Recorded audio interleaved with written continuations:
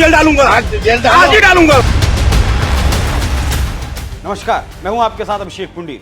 क्या बच्चे, क्या जवान और क्या ही बूढ़े, हल्द्वानी में सभी शांति के दूतों ने बड़ी मजबूती के साथ, बड़ी मेहनत के साथ गुरुवार के दिन बेखौफ होकर पत्थर बरसाए थे। हल्द्वानी में आज जो हालात हैं वो कश्मीर के बीते हालातों को बयां कर रहे हैं और इन हालातों को देखने के बाद सवाल उठ रहे हैं कि क्या इतिहास खुद को दोहराने वाला है। कहते हैं इतिहास के गर्भ में क्या है किसी को नहीं पता, लेकिन एक तस्वीर जो हल्द्वानी से सामने आई है वो दिखाती है कि एक साथ 3 पीढ़ियां पत्थरबाजी कर रही हैं। इन पत्थरबाजों में वो चूजे भी शामिल हैं जो अभी ढंग से अंडे से बाहर नहीं आए। अभी जो वो शायद गजवाए हिंद जैसी सोच रखते हैं वो वहाँ नौजवान भी मौजूद हैं और जो बुजुर्ग हैं वो भी वहाँ मौजूद हैं, वो भी पत्थर चला रहे हैं। आप इन तस्वीरों में साफ तौर पर देख सकते हैं कैसे ऐसे लग रहा है जैसे बच्चे भी बॉलिंग की प्रैक्टिस कर रहे हैं पत्थरबाजी करके। शायद पत्थरबाजी कैसे करते हैं जो बुजुर्ग वहाँ हैं वो इन बच्चों को, इन जवानों को सिखा रहे हैं, शायद बता रहे होंगे कि करो, कोई दिक्कत नहीं है, पुलिस ने अगर पकड़ भी लिया तो कोई बात नहीं, कुछ दिनों बाद छोड़ दिया जाएगा। इन तस्वीरों में साफ देखा जा सकता है कि कितनी मस्ती में पत्थरबाजी की जा रही है, जैसे इनकी बाप की जगह पर कब्जा कर लिया गया हो।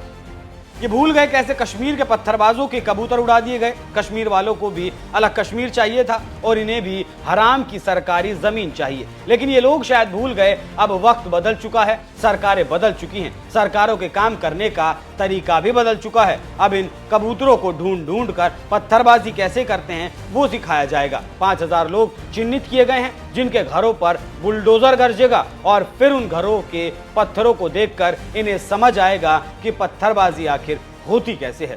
कल आपने देखा होगा एक घटना हुई थी हल्द्वानी में। हमने कहा हम प्रदेश के अंदर इसका जो हमारा मूल स्वरूप है, जो यहाँ का स्वभाव है, उस स्वभाव को किसी कीमत पर बिगड़ने नहीं देंगे। हम इसको सहन नहीं करेंगे, बिल्कुल भी सहन नहीं करेंगे।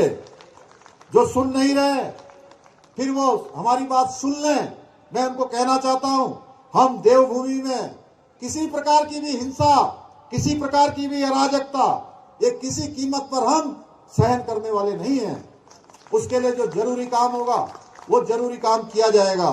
जिन्होंने भी बनभूलपुरा में जो हमारे सरकारी संपत्ति का नुकसान किया है, निजी संपत्ति का नुकसान किया है, उन दंगाइयों से, उन अराजक तत्वों से उसकी एक एक पाई वसूली जाएगी, चाहे कितना भी बड़ा रसूख वाला कोई क्यों ना हो।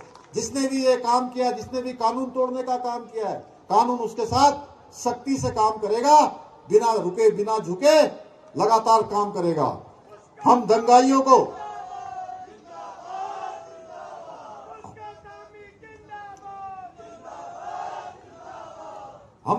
को नहीं बख्शेंगे और किसी भी हालत में नहीं बख्शेंगे। मैं आपसे कहना चाहता हूं, कुछ दिनों में वो खुद ही समझ जाएंगे कि उन्होंने आग से खेलने की कोशिश की है जो उनको बहुत भारी पड़ेगी।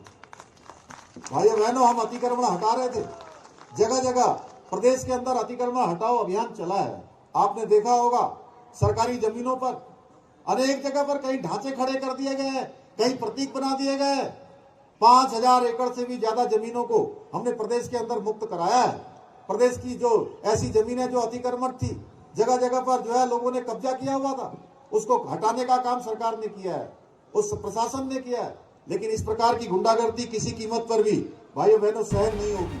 धामी सरकार ने सख्त लहजे में कह दिया है कि जो नुकसान दंगाइयों ने किया है इसकी एक एक पाई का हिसाब होगा, और सिर्फ कहा ही नहीं गया है, करके भी दिखा दिया गया। अब्दुल मलिक जो इस हिंसा का मास्टरमाइंड बताया जा रहा है, उसे 2.5 करोड़ का नोटिस भेजा जा चुका है। इतना ही नहीं, बनभूलपुरा के 300 घरों पर ताले लटक चुके हैं और ये सभी ताले शांति दूतों के घर पर लटके हैं। इन दूतों ने पैदल ही रास्ता नाप दिया, भाग खड़े हुए, और जिन पत्थरबाजों की तस्वीर आपको दिखाई है इनका भी हाल यही होने वाला है। वैसे उत्तराखंड की एक और तस्वीर भी है जिसके बारे में बात करना बेहद जरूरी हो जाता है, क्योंकि बहुत सारे बुद्धिजीवियों का ऐसा मानना है कि उत्तराखंड में आने वाले 5 से 10 साल के बाद कश्मीर वाले हालात अगर देखने को मिले तो हैरानी की बात नहीं होनी चाहिए, क्योंकि देवभूमि की पिछली सरकारों ने वोट लेने के चक्कर में देवभूमि की दशा और दिशा पूरी तरह से बदल कर रख दी।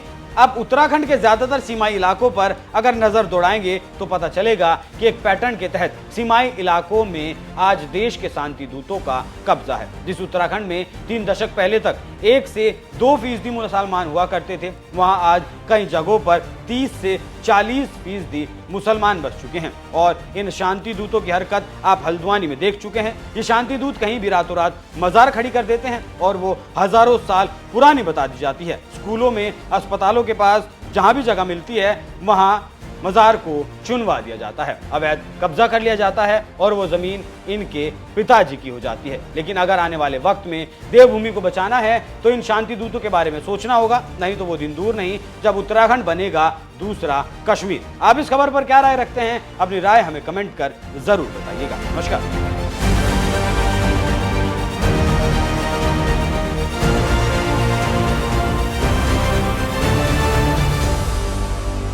जेल डालूंगा, जेल आज ही डालूंगा।